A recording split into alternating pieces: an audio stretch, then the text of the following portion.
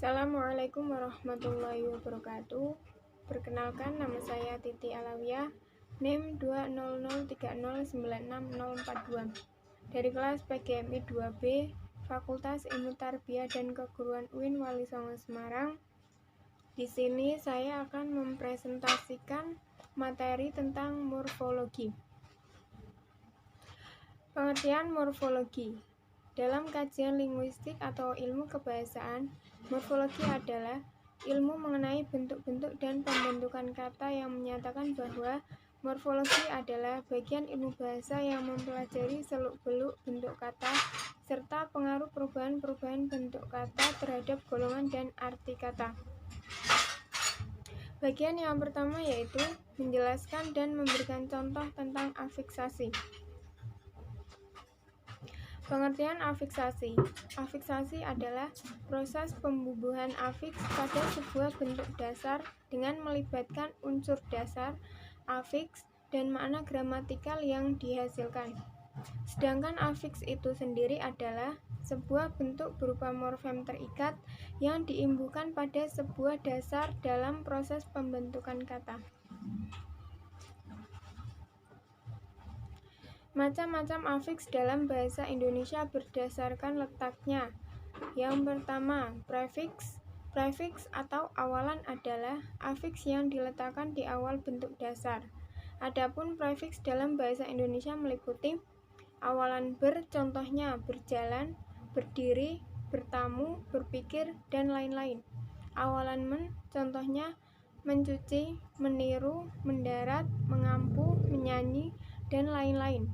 Awalan memper, contohnya memperbanyak, memperindah, mempermudah, memperbesar, dan lain-lain. Yang kedua adalah infiks. Infiks atau sisipan adalah afiks yang disisipkan di tengah bentuk dasar. Adapun infiks dalam bahasa Indonesia meliputi sisipan L, contohnya telunjuk, telapak, gelembung, geligi, pelatuk, dan lain-lain. Sisipan R, contohnya serabut, seruling, gerigi, dan lain-lain. Sisipan M, contohnya kemuning, kemelut, kemilau, temali, dan lain-lain. Sisipan In, contohnya kinerja, sinambung, tinambah, dan lain-lain. Yang ketiga adalah sufiks.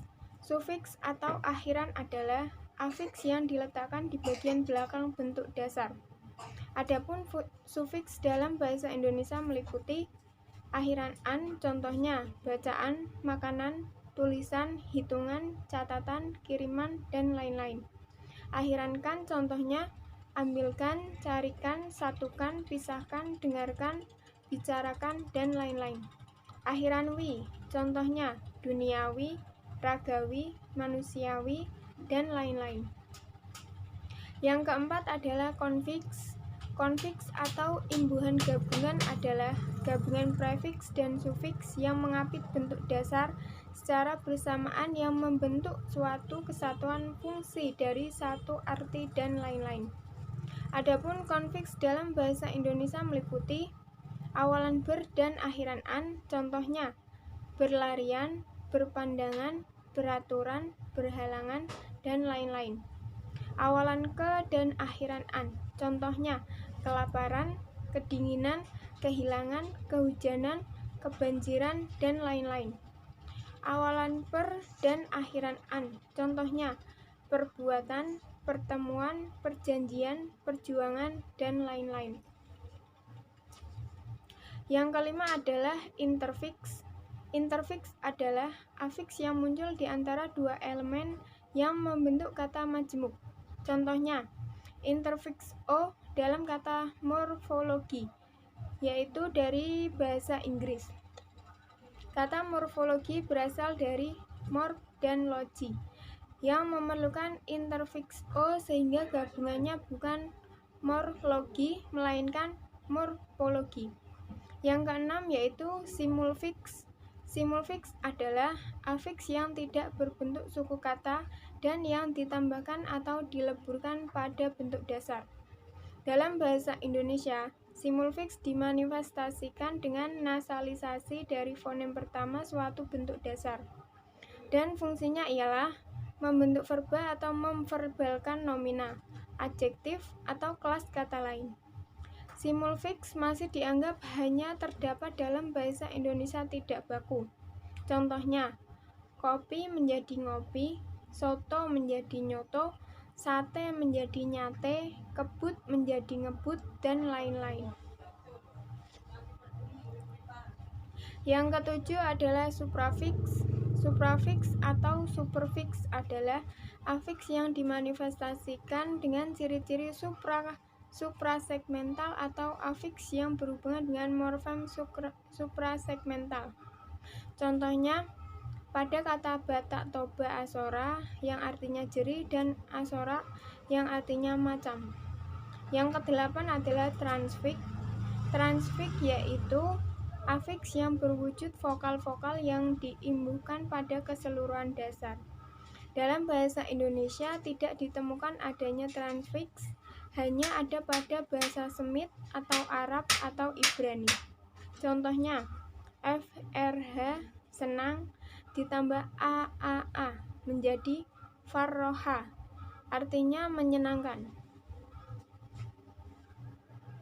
Fungsi utama proses afiksasi yaitu yang pertama fleksi, yaitu afiksasi yang membentuk alternan-alternan dari bentuk yang tetap merupakan kata atau unsur leksikal yang sama. Yang kedua yaitu derivasi, yang artinya afiksasi yang menurunkan kata atau unsur leksikal yang lain dari kata atau unsur leksikal tertentu. Bagian yang kedua yaitu menjelaskan dan memberikan contoh tentang klitisisasi. Pengertian klitisisasi. Klitisisasi merupakan morfem yang pendek di mana rata-rata 2 silabe yang biasanya satu, tidak diberi aksen atau tekanan apa-apa, melekat pada kata atau frasa yang lain, dan memuat arti yang tidak mudah dideskripsikan secara leksikal. Contohnya, ketika Indonesia pun, misalnya dalam klausa seperti dalam hal ini pun. Bandingkan juga konjungsi sekalipun dalam arti meskipun, dengan pemakaian pun sebagai akibat berikut, malah sekalipun dia tidak mampir, dengan sekali arti dalam satu kali dan pun dengan konotasi konsesif. Contoh klitika yang lain dalam bahasa ini adalah akhiranlah. Seperti halnya dengan pun, klitika akhiranlah dapat diklitikan pada verba atau adjektif, dan juga pada kelas-kelas kata lainnya. Klitika akhiranlah tidak pernah dapat diberi tekanan atau akses. Sekian presentasi yang bisa saya sampaikan. Kurang lebihnya mohon maaf. Terima kasih. Wassalamualaikum warahmatullahi wabarakatuh.